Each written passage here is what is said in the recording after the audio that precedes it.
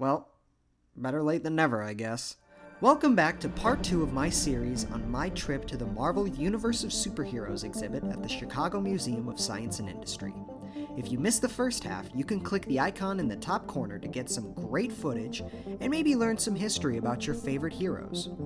Apologies that this took so long, a lot has happened since part 1 was released, but stay tuned to the end of this video, I have a pretty cool surprise. And before we continue, please subscribe to my channel, give this video a like, and click the links down below to get to my TikTok, Instagram, and Twitch accounts. Also, comment down below who your favorite Marvel hero is. And now, on with part 2. The first half of the exhibit, featured in the first video, devoted each section of the museum to an individual character. Spider-Man, Black Panther, and Thor each got their own displays to showcase themselves. However, part 2 is a bit different. Part 2 of the museum divided each section into specific categories of heroes. Instead of areas devoted to a single character and their subsequent allies and enemies, this half groups multiple heroes together under a common theme. Upon first entering the second half, we are shown the street-level heroes. These are characters who fight for justice not against alien invasions or evil robot armies, but rather crime throughout the streets and alleyways of New York City. Daredevil, the man without fear, is one such character. After having been blinded in an accident that gave him superhuman senses, lawyer by day and vigilante by night, Matt Murdock battles against the forces of criminals, gangsters, assassins, and ninjas to defend the good people of Hell's Kitchen, New York. Here you can see his costume worn by Charlie Cox in the Netflix series. Alongside his fellow defender is Luke Cage, the first black character to receive a solo comic book series. With his super strength and invulnerability, Luke Cage has been a hero for hire and a hero of Harlem. Here you can see the bullet-riddled sweatshirt worn by Mike Colter in the Luke Cage Netflix series. Cage would later go on to team up with the likes of Iron Fist. After years of training in the magical city of Kunlun, and after defeating the evil dragon Shao Lao the Undying, Danny Rand was given the mystical powers of the Iron Fist, where he is able to channel his chi into strength and energy attacks.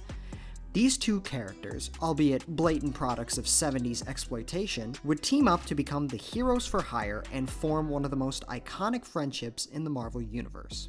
Another ally of theirs is Detective Misty Knight, who, with her intellect, martial arts skills, and bionic arm, co-founded the crime-fighting duo Daughters of the Dragon with Colleen Wing.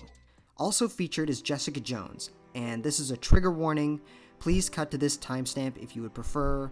The next few minutes are going to be about some pretty heavy topics, so just be warned. Created in 2001's Marvel Max imprint series Alias, Jessica Jones was a victim of sexual abuse and is a character study of the effects of trauma and PTSD. In the comic book run and in the Netflix series where she was portrayed brilliantly by Kristen Ritter, we find Jones on the road to recovery after having been brainwashed and abused by the villain Zebediah Killgrave, aka the Purple Man. Eventually, she broke free from his control, began a PI company, and later had a relationship with Luke Cage. The two even had a daughter together. Hopefully, we'll see more of Jessica Jones and her journey of healing soon in the MCU. Apologies for the shift in tone. I try to make these videos fun, but stories like that of Jessica Jones matter, and they need to be told in their true nature. From here on out, this video will be a lot more lighthearted. The Street Level Heroes section ends with a drawing of the Punisher. And that's really all we get from him in this exhibit. The next segment is the Supernatural 70s, and as the name implies, these are supernatural anti-heroes who found popularity in, you guessed it, the 1970s. In this section, you will find Ghost Rider, the host of the Spirit of Vengeance. After selling his soul to Mephisto, who is basically Marvel's devil, stunt performer Johnny Blaze was possessed by a demon and given the ability, among many, to turn into a flaming skeleton on a tricked-out motorcycle whenever he wants.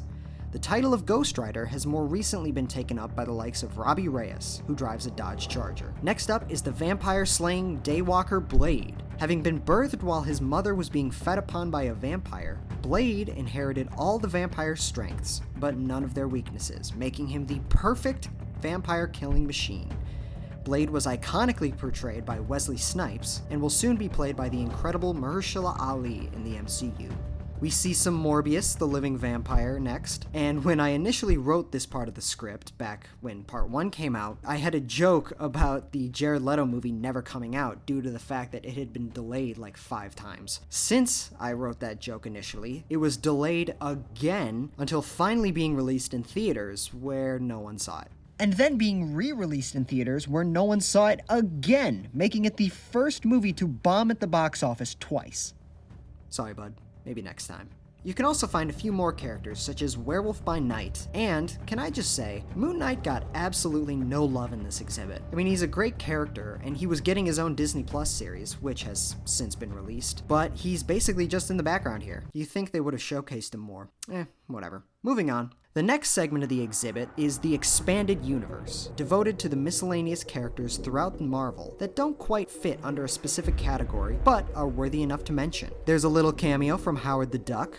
There you go, there he is, right there. You can also see the Cat and the Wolf Pack, but the bulk of this section focuses on Shang-Chi, the master of Kung Fu and the greatest martial artist in the Marvel Universe, and White Tiger, the avatar of the White Tiger God, who was granted superpowers with a magic amulet. The next segment of the exhibit is focused on the supernatural heroes, predominantly Doctor Strange. After an accident that left Stephen Strange unable to continue working as a surgeon, he sought mystical healing. This path led him to become a skilled magic user and eventually take up the title of the Sorcerer Supreme, Interdimensional Detective, and the Protector of our reality against magical threats. Here, you can see the MCU costume worn by Benedict Cumberbatch, along with that of the ancient one worn by Tilda Swinton. Next up are the mutants, created as an analogy for the civil rights movement in the 1960s. The X-Men are a team of heroes born with genetic mutations that granted them superpowers. It is because of these mutations that society marginalizes mutants, as people often fear what's different and what they don't understand.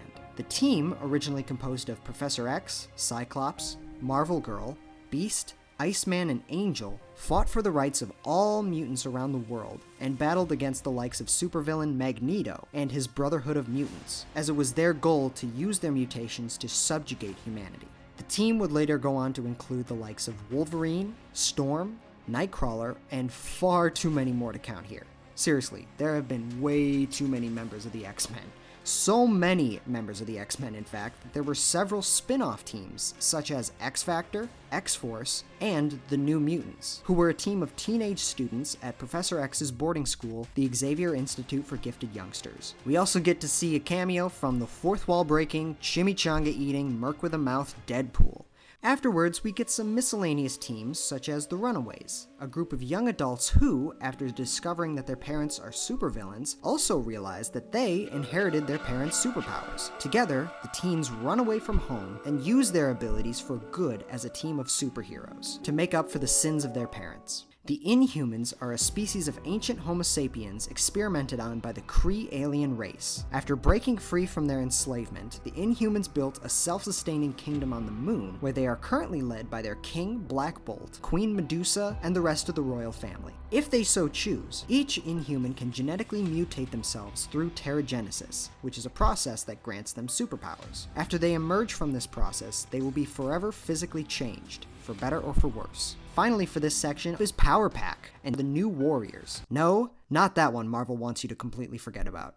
Seriously, what the hell were they thinking with that one? Next up is Marvel Cosmic, with the Guardians of the Galaxy and the Silver Surfer. The Guardians are a team of ragtag heroes throughout the Marvel Universe who have all changed quite significantly since their inception. Here we saw Drax, Gamora, Star-Lord, Rocket, Groot, and some other props from the films. The Silver Surfer was once a regular man named Norrin Rad from an alien world. Once visited by the world-consuming Galactus, he offered himself as a slave in exchange for his planet to be spared. Galactus accepted and gifted Norrin with the power Cosmic, thereby turning him into his herald, the Silver Surfer. The Surfer was later able to break free from his servitude and become a defender of Earth and a defender of the entire universe. Many have taken up the mantle of Captain Marvel, including Kree warrior turned Earth defender Mar-Vell, Monica Rambeau, who currently goes by the superhero name Spectrum, and most recently, Air Force pilot Carol Danvers. Captain Danvers originally held the mantle of Ms. Marvel after an accident that infected her with Kree DNA. Here, you can see the suit worn by Brie Larson in the MCU film Captain Marvel. Next, we see Thanos, the Mad Titan, along with his fellow Eternals, a race of highly evolved, godlike beings created by the Celestials to defend Earth from the Deviants, a similarly evolved race of evil monsters. Thanos is an Eternal, only infected with deviant DNA. And last, but certainly not least, Kamala Khan, Ms. Marvel. After gaining superpowers from Terrigenesis, teenage Kamala can now grow, shrink, and elongate her body at will, and took up the mantle of Ms. Marvel after her idol, Carol Danvers. Kamala is Marvel's first Muslim superhero to get a solo comic book run. And that was my experience at the Chicago Museum of Science and Industry's Marvel Universe of Superheroes exhibit. Again, I would highly recommend checking it out if you ever get the opportunity. It's absolutely worth it, especially if you're a Marvel fan. So, as I mentioned earlier, so much has happened since I made part 1. I had work, classes, directed some short films, traveled the country, placed 3rd in a national competition, graduated college, exponentially increased my social media following, etc., etc., etc. The point is, a lot has happened over the last several months that kept making me postpone the making of this video. One of those things included my tour at the Warner Brothers studio lot in Hollywood. There, I was able to see the DC Universe exhibit and the exhibit on the Wizarding World of Harry Potter. The surprise I mentioned at the top is that I will be releasing 2 more videos, each about the DC and Harry Potter exhibits I saw. That'll be coming soon. I hope that the wait was worth it, because if you like these 2 videos, then you're gonna get 2 more coming soon. As I mentioned before, please click subscribe, ring the bell icon to get notified on my latest videos, and follow me on all my social media accounts linked in the description. Take care, and I will see you next time with part 3.